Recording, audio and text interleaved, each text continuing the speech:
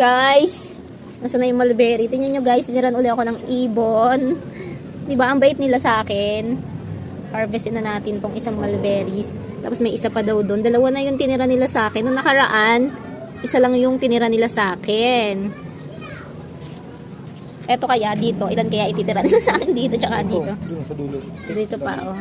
Diba? Kinakain nila kasi kapag ano na, itim na. Pero kapag green pa lang, ayaw nilang kainin.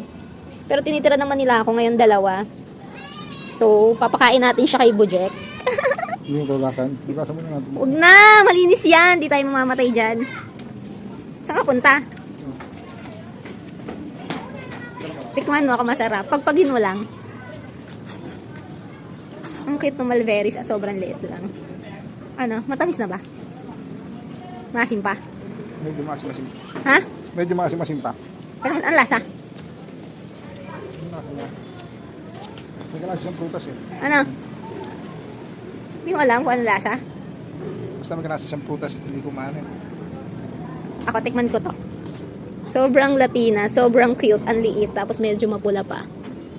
So, tikman natin, guys.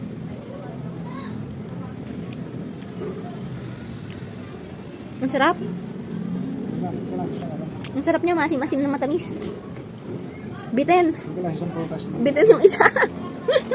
So, yun lang yung mulberries namin. Papahinugin pa namin yung iba. Sana tiran uli kami ng mga ibon.